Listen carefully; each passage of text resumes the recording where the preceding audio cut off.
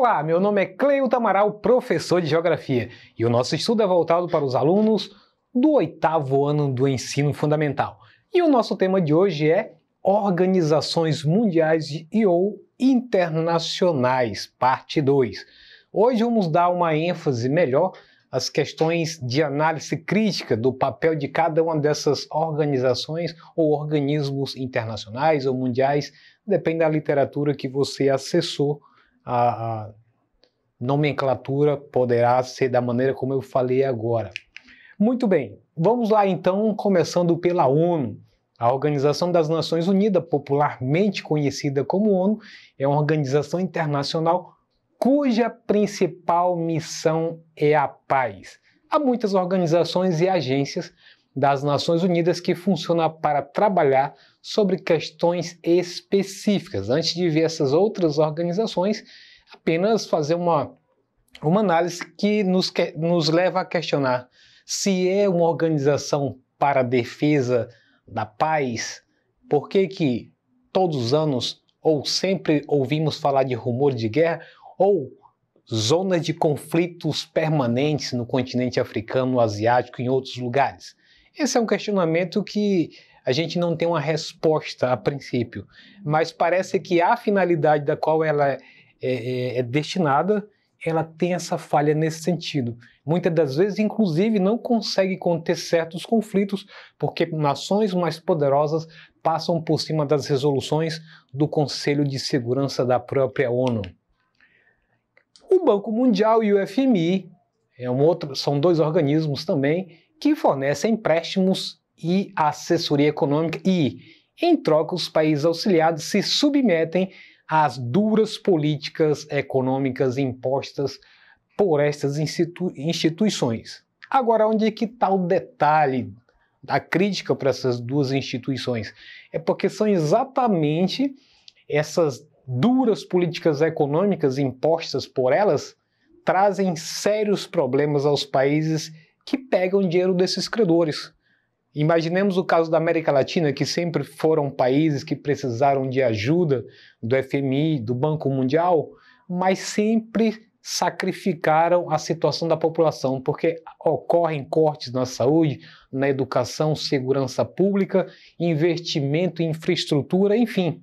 É de fato uma sangria para os povos mais pobres, que deixam de se desenvolver plenamente, ter uma qualidade de vida melhor, porque o dinheiro que era para investir com essa população é revertido para pagamento de serviços da dívida desses bancos ou grandes bancos que estão por trás dessas instituições. E aí tem um detalhe também, que esses bancos nunca hesitaram em apoiar países em períodos que houveram as chamadas ditaduras. E aí tem um mapa ilustrativo para você ver. Então, em quase toda a América Latina houveram períodos negros da nossa história em que houveram torturas, mortes e uso da força militar para conter a resistência desse povo. Então, no longo de muitas décadas, esses países estiveram como ditadura, mas mesmo assim o financiamento, principalmente de obra de infraestrutura, nunca deixou de receber dinheiro dessas instituições. Isso é uma crítica feita pelos autores. Já o Clube de Paris, já podemos dizer que já é um caso muito mais acentuado de preocupação, que é um grupo de credores cuja finalidade é a disponibilização de crédito para o pagamento das dívidas dos países devedores, bem como efetuar a reestruturação dessas dívidas. Em outras palavras, é aquele tipo de situação que nós, enquanto pessoa física, fazemos. Você está devendo a alguém ou alguma instituição, você pega emprestado de outra para poder cobrir esse rombo e vai criando uma bola de neve. Quando pensa que não, você está um cidadão falido, porque deve para tudo quanto é instituição financeira, ou que seus cartões todos estouraram de tanto gastar. Então eles têm essa finalidade de emprestar para que esses países que devem às outras instituições do sistema financeiro possam sanar suas dívidas. Agora, o que é a grande crítica para isso aí? Porque eles não se importam com as populações que vivem nesses lugares. Para eles importa receber. Caso contrário, esses países passam a sofrer determinadas sanções em conjunto com todos os países que, de certa forma, são acionistas do sistema financeiro, dos bancos que foram credores. Então, as condições de vida das populações pobres não são consideradas em qualquer momento por essa instituição. O que eles querem é receber a qualquer custo. E isso, muitas das vezes, os países se sacrificam, porque se não pagar a dívida, com certeza as portas ficam fechadas para qualquer tipo de transação financeira no sistema financeiro mundial. E isso torna qualquer país numa situação muito delicada. E aí, a Organização das Nações Unidas para Alimentação e Agricultura, FAO, significa em inglês Food and Agriculture Organization, é uma das agências das Nações Unidas que lidera esforços para a erradicação da fome e combate à pobreza. Olha o detalhe, a FAO tem como finalidade a erradicação da fome e o combate à pobreza.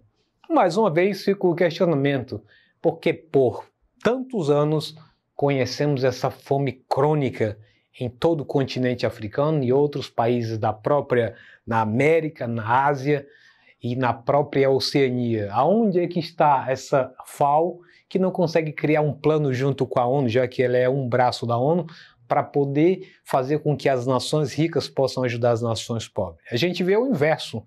Os olhos fechados vendo as nações ricas expropriando a riqueza das mais pobres, às vezes com áreas extensas agrícolas do lado de áreas pobres que eles sequer não podem pegar um grão daquele produto que está sendo cultivado naquela região. Então, a FAO é importante, mas são resoluções pontuais que não têm resolvido o problema crônico da fome que se perpetua por muitos e muitos anos no mundo.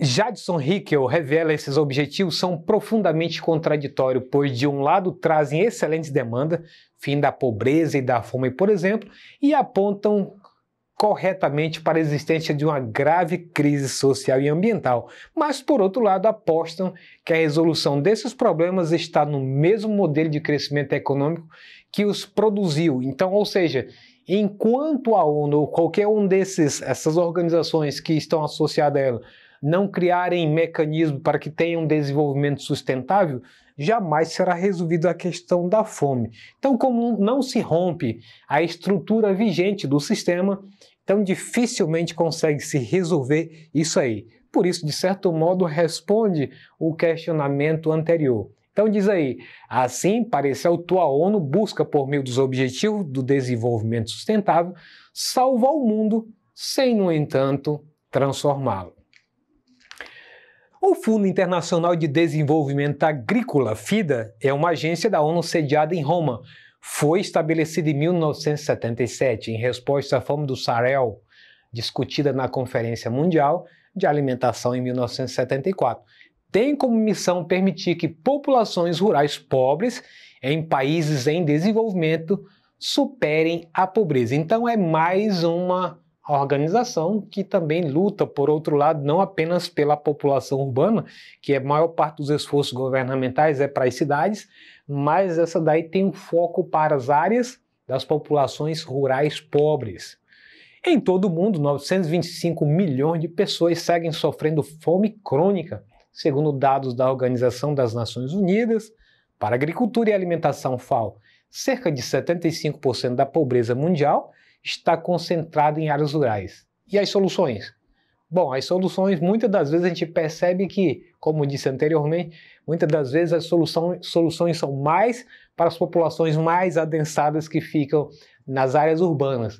E as populações rurais geralmente ficam em segundo e terceiro plano pelos governos, geralmente sofrendo questão de dificuldade de transporte, de alimentação, de recuperação de crédito quando sua produção é perdida por questões ambientais ou até mesmo por um período que as questões dos valores do produto não atendem à sua demanda. Então eu tenho uma foto ilustrativa apenas aí para mostrar que o sertão nordestino ele é um retrato dessa situação da área rural, como em qualquer outro lugar do mundo, mas eu quis fazer um exemplo a partir do Brasil.